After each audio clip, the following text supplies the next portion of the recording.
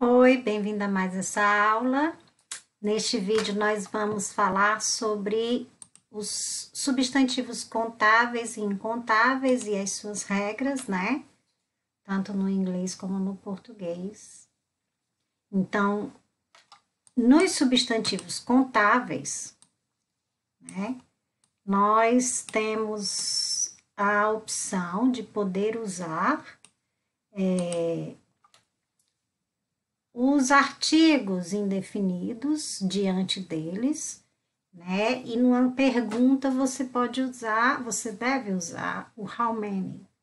Então, usamos os números quando queremos nos referir a um substantivo contável que tem uma forma singular e uma plural. Tanto faz.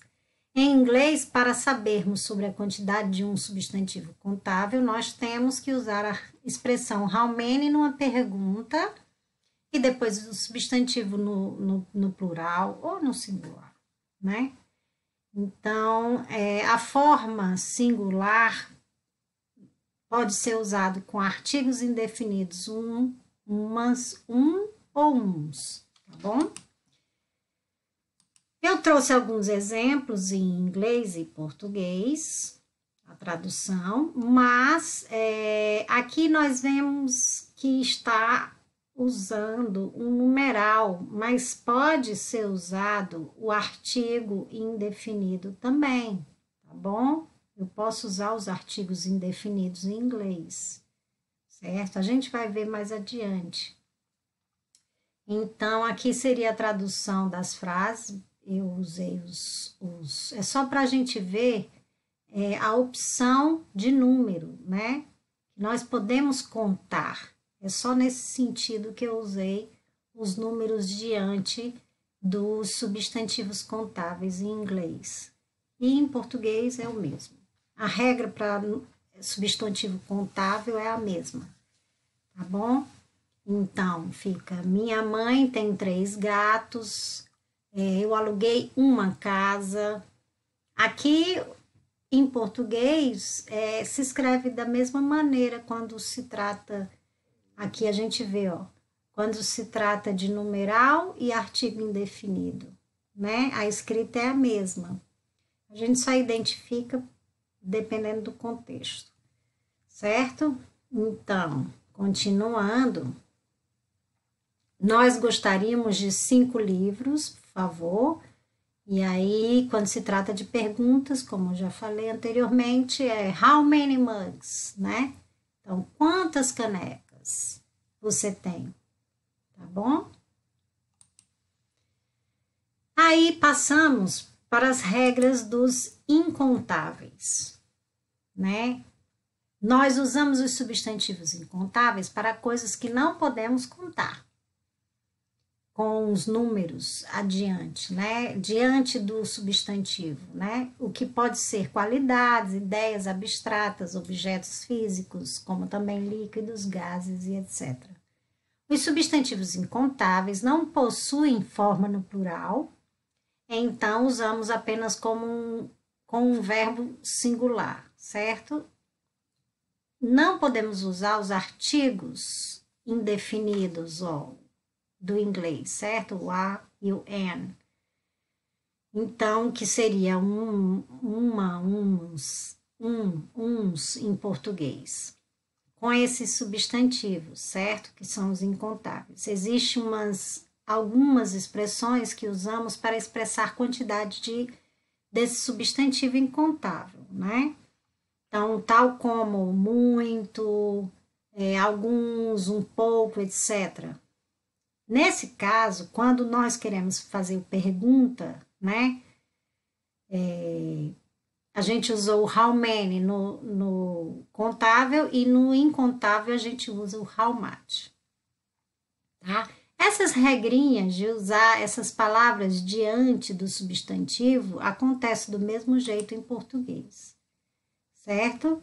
E se coincide os substantivos que são incontáveis, na maioria das vezes, se coincide em português também.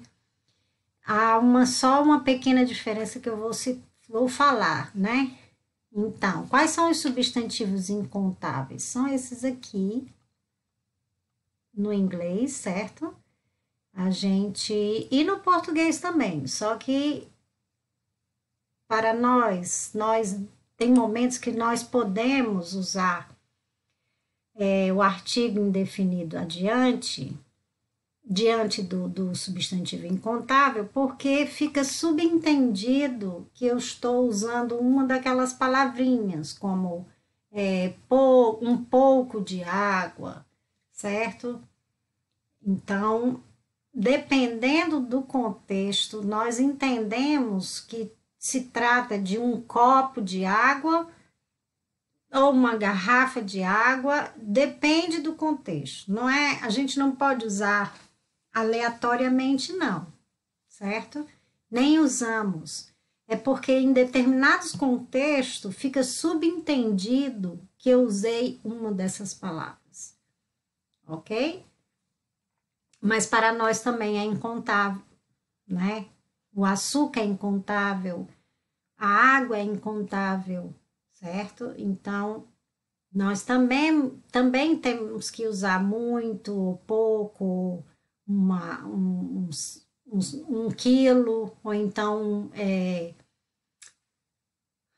algumas dessas palavras que a gente vai ver nos exemplos. Por exemplo, aqui eu não tenho muito açúcar, né? Você pode me emprestar um pouco.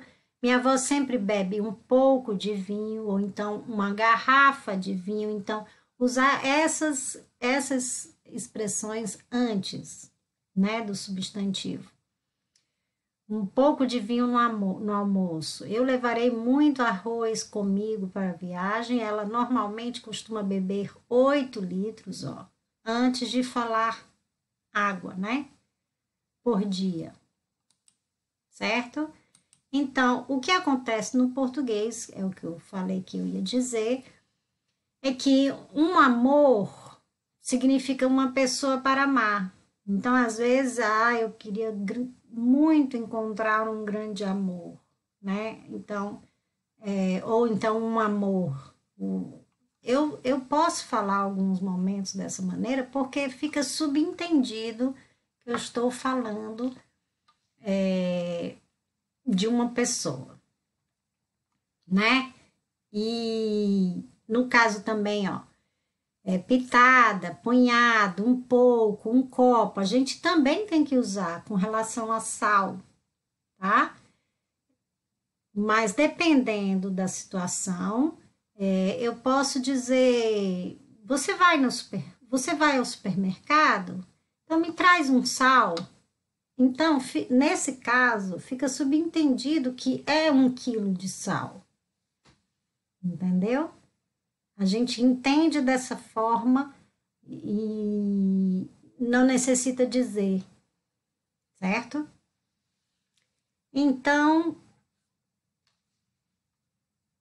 usamos da mesma forma para dinheiro, um pouco, alguma, nenhum, para a prova, uma fatia, um pacote de torrada. Então, assim, dependendo também do contexto, eu posso dizer assim, como a gente está vendo aqui, você quer um chá? Se você está na minha casa e eu te ofereço um chá, significa dizer que é uma xícara de chá. Então, eu não estou te oferecendo um saco um pacote de chá ou um saco. Depende do contexto, da situação. A gente está na cozinha, eu estou fazendo um café para mim, entendeu? Então, são nessas situações que a gente subentende que se trata de uma xícara de chá, certo? Mas esses substantivos para o português também são incontáveis, certo? Então, aqui estão as traduções, né? Uma fatia, um pacote, fatia, gramas, quilo, como a gente deveria usar em português também, uma xícara, gramas, quilos também de arroz, certo? Então, entendemos o diálogo dependendo do contexto, como eu já disse, e eu usei algumas frases aqui, ó. Você pode me emprestar uma xícara de sal? É assim que a gente vai pedir, por exemplo, emprestado sal. Eu vou ter que identificar a quantidade de sal que eu estou pedindo, né? Se é 1 quilo de sal, se é uma xícara de sal. Então, nós temos que usar do mesmo jeito essas palavras antes desses substantivos, certo? Então, se eu tiver numa mesa de bar, né, onde tem aquelas saleiras pequenininhas que a gente usa para colocar sal na comida, então eu posso dizer, você tem um salzinho aí? Significa aquele sal que a gente coloca na mesa, ou então os sachês de sal, entendeu? Então, é assim que a gente fala. Por isso, porque fica subentendido. Então, se eu estou lanchando, né? E como eu disse anteriormente, fazendo um café, você está na minha casa, eu estou te oferecendo, você quer uma torrada? Significa um sanduíche. Não é que eu estou oferecendo, eu não tenho que dizer, especificar se é uma fatia de torrada, porque para nós fica subentendido que é um sanduíche, né? É assim que funciona em determinados momentos, mas não é que esses substantivos não sejam incontáveis para a gente, não é que nós não tenhamos essas palavras para serem usadas, ok? Então são 2 fatias assadas com queijo no meio, é isso que significa para a gente, tá bom? Uma torrada, quando a gente oferece. Então, você tem um dinheirinho aí, quer dizer, você tem algum dinheiro aí, né? Quer dizer isso pra gente. Se você tem um pouco, tá? Então, você quer um queijinho, aí você identifica e você vai saber o que você vai identificar o que você quer. Se você quer apenas uma fatia, um pedaço, então você vai ter que identificar a quantidade de queijo que você quer. Entende? Se eu oferecer queijo, é dessa maneira que a gente identifica, né? Então, você quer queijo? Você quer que eu compre sal? Então, sim, eu quero né? Então, é nesse sentido, eu quero 1 quilo de sal. Já fica subentendido, se eu disser isso. Um pacote, 1 quilo, já fica subentendido. Se a pessoa tiver dúvida, aí a pessoa pergunta, é 1 quilo ou 2 quilos, né? Então, é isso. Essas são as regras dos substantivos contáveis e os incontáveis. E espero que tenham gostado. Até a próxima aula.